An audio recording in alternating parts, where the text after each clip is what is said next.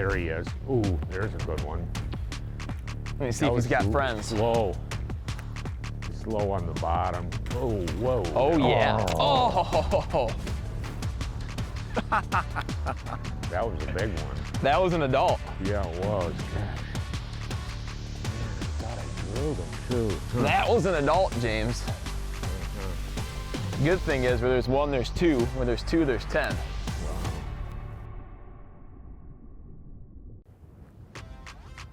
Got him. Got him. Oh. Wow. Wow. I don't know what this guy is, but he's a good one. Wow. Holy mackerel. Oh. What can I do for you, James? What? What can I do for you? Can I get the net for you or get down and grab him for you? Wow, come here, buddy. Looks like he just jumped into it. What? He jumped in right on you.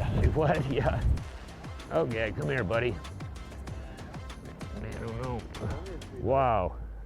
There's all kinds of wrapped up. Just make this real easy. Just get him up here. Wow. Beautiful. What? He just crashed into it, and that's part of what happens sometimes with umbrella rigs. Yeah. Wow, that's a beautiful bass there, man. That's a big boy there. That's a good way to start the day. Yeah, it really is. Pass that to you. Yeah, what? Here you go. What a beautiful fish. Nice. No question about it. Look at that. No, boy, that's one thing about A-rigs. Yeah. Whatever, you know.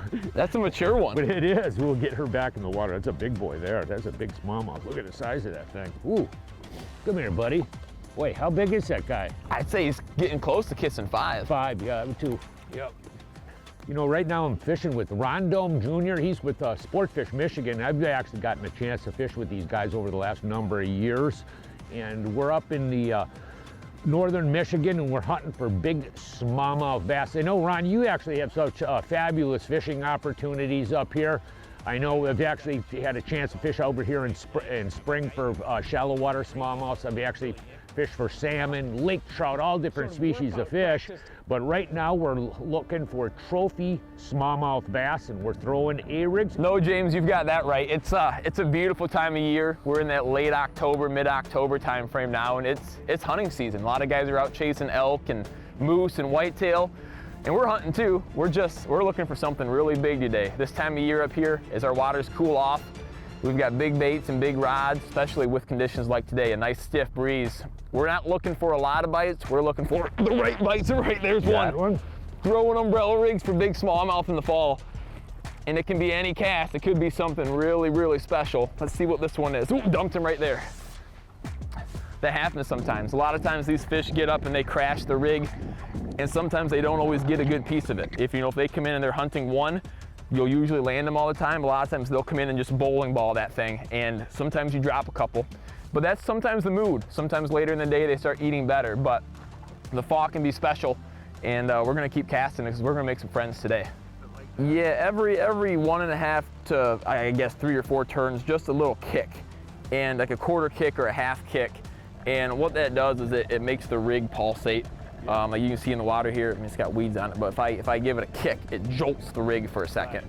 And you can do that with the rod. You can do it, by twitching the rod or pulling the rod. But I like to keep that rod in a position where I can hit them hard when I need to. So just utilizing your reel, a big Tatula 200 or any 200 size reel that's got a lot of cranking power.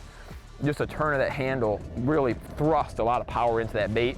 Drags are maxed down, straight 20-pound or 17-pound fluoro.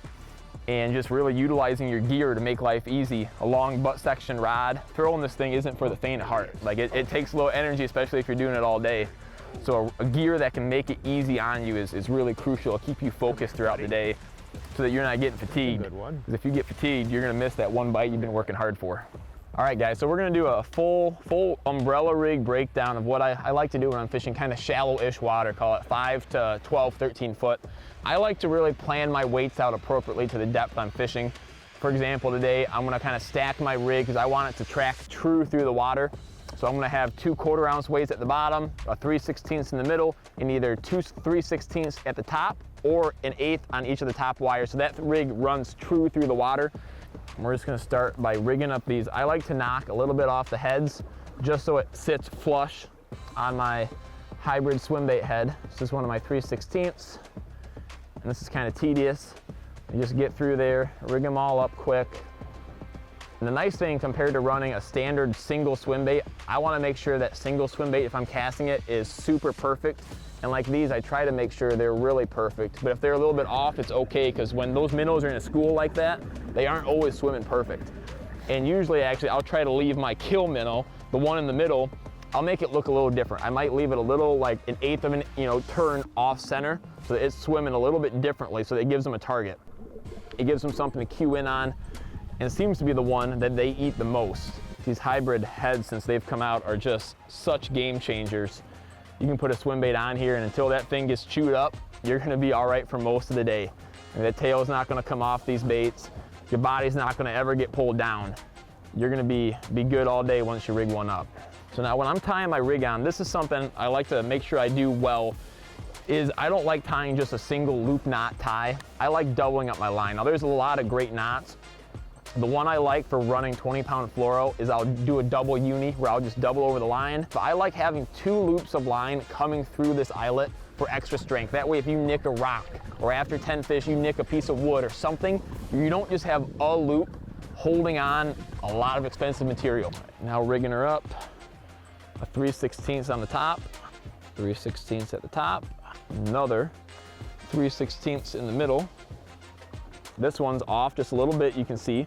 I left it on the body off center just a hair compared to the rest, because I want it swimming just a little more uniquely to try to get that fish to commit to that center one.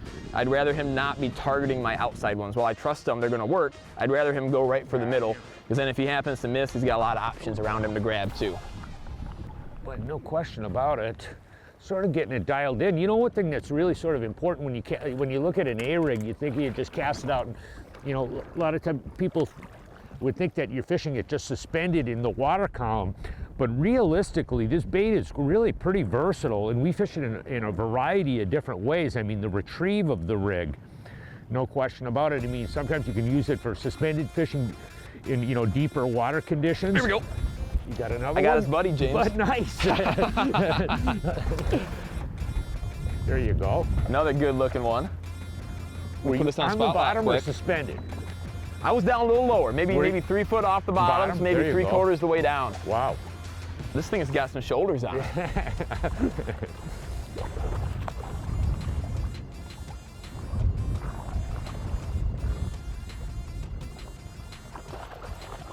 This hooked pretty good. Let's just bring him right up in here. Beautiful. So if you look at this, as we bring it around, we'll see which one he ate. So he ate one of the top ones, which means so this is big. You can read where the fish are in the water column off how they eat this rig a lot of times.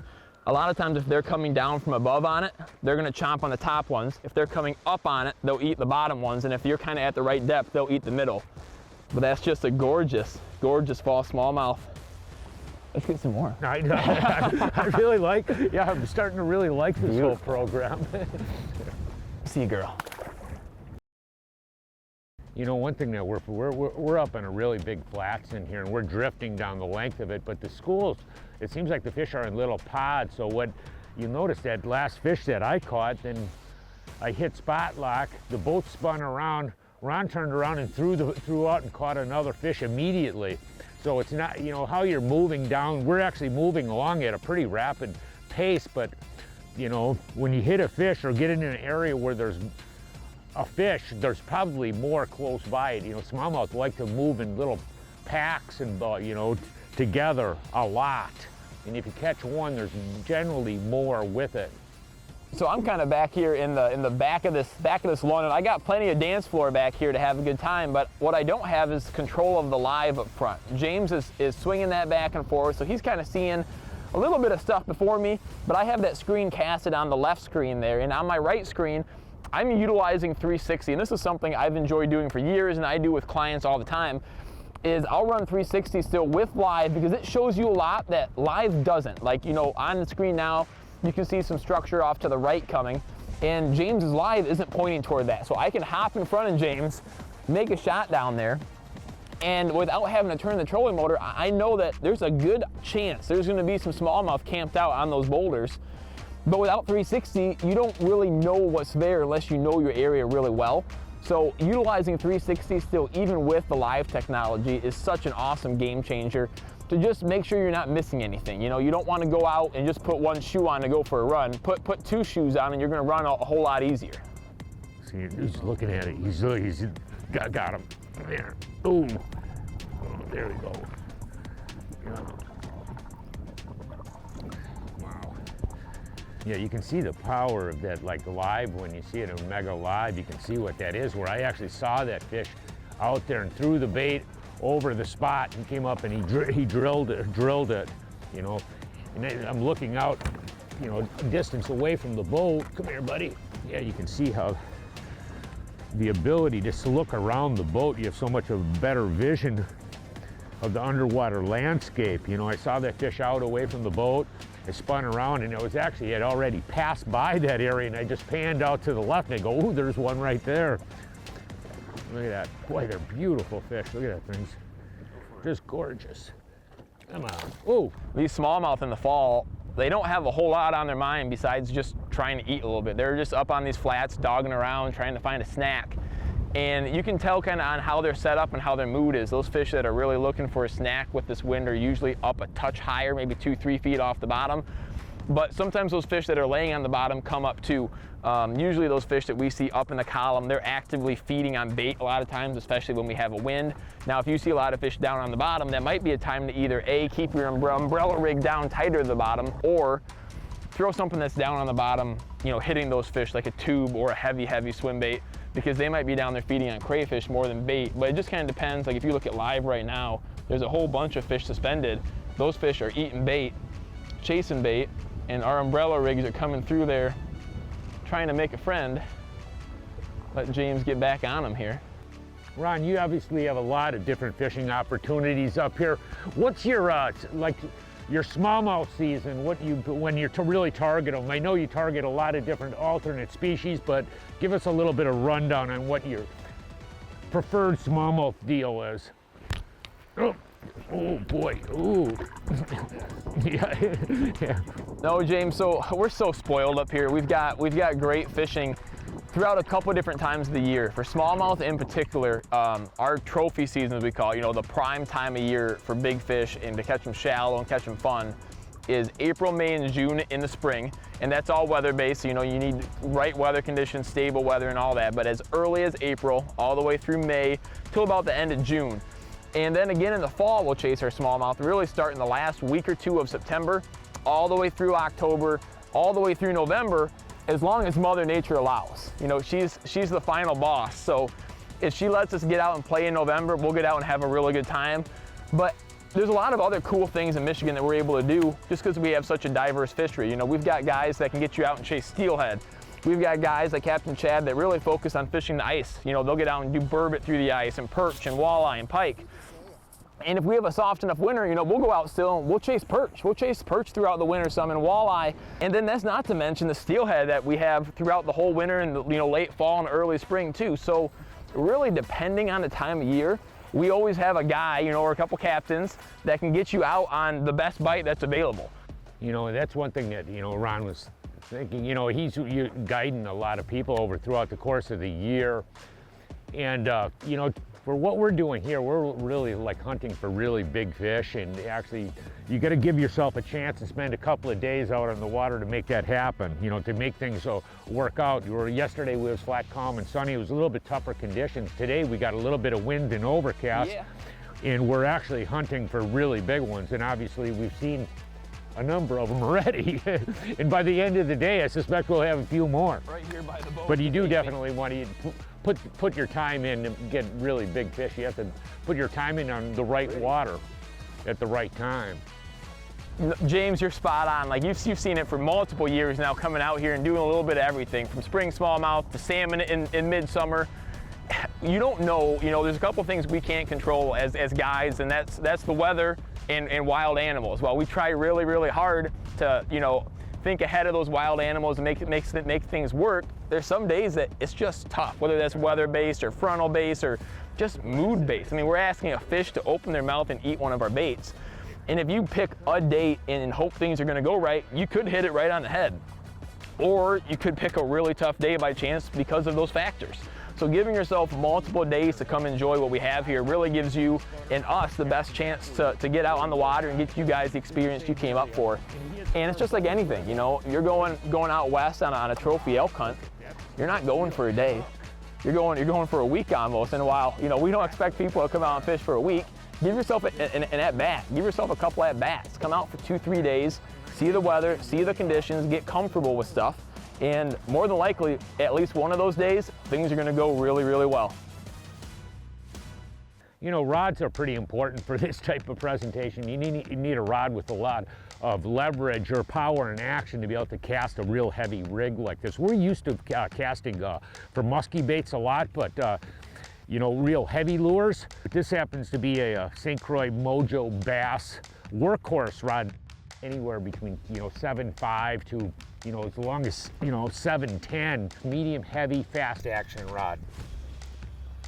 But you'll notice when I cast this, I don't snap it. What you're gonna do is I'm gonna load up and then just fire it. And you're gonna let the weight of the rig load up the rod, and then you just fire it forward. You really let the rod do the work for you. Wow. Make it 2. One chased you up. What? Oh, yeah, he did. Gosh. Oh, there you go. Let's see what we got. There you go. Oops, yep, sorry about that. Coming around. Okay. Good looking. Oh yeah, that thing's built. Let's get down here and bring her up.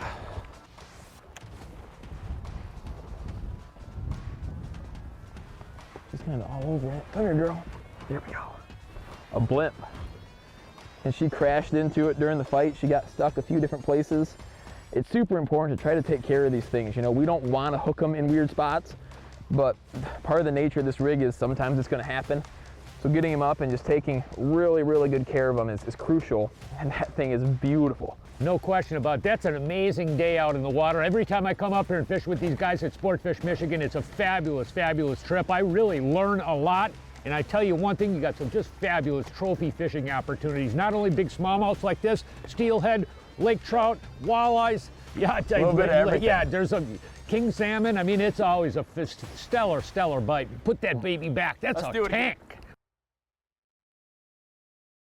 Over the years, people have asked me, Al, you're a professing Christian. You believe in the Bible. You follow what it says. How do you know you're right? How do you know that you're right in what you believe? Good question, isn't it? I'll give you my story of why I believe the way I believe.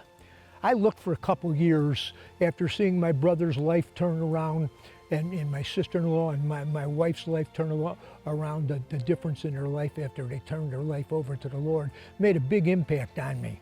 You know, and I said, can this really be real? Is this that powerful? Is it really, really real? Did all of this happen? And as I made the decision, bent my knee, turned my life over to the Lord, and the reality of change.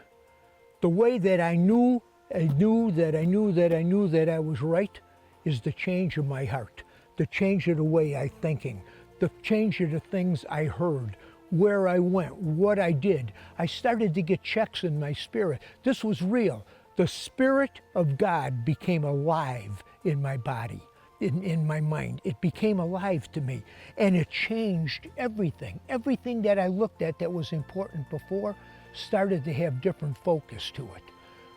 The Spirit of God becomes alive. That's what he talks about in the Bible. When you turn your life over to him, ask Jesus to be Lord of your life and forgive your sins, all of a sudden God's own Spirit comes into your body and he's going to start to guide you. He's going to guide you. You're going to be touched. Your heart is going to be touched in so many different ways. I don't know any other religious belief system that happens that way. You are a changed person. The Bible says you're a new creature, a mighty man or woman of God. Different, and this is an ongoing thing for your whole life. No matter how old you are, when you turn your life over to God, it's something. It just keeps growing and growing and growing. The more sensitive you become to the things of God on a daily basis, daily basis. You see things that you've never seen before. That's my answer to that question. How do I know I'm right? I'm a different man than I was beforehand. That's for sure. And it's all for the better. Simple answer. That's who I am. That's the answer to it. And I'm sticking to it. Hey, from all of us here at The Edge, you have a good fishing season. We'll see you on the water. Closed captioning is provided by Smallmouths, adjustable boat seat suspensions for a smoother ride. Little beauty, little fat football. Wow, holy smokes. Woo, never let me down when I need a monster. That thing is so I fat. think I'm gonna need a still shot for social media with that. Give me a still shot. This segment is brought to you by Big Bite Baits, designed to bring the big bite to your line.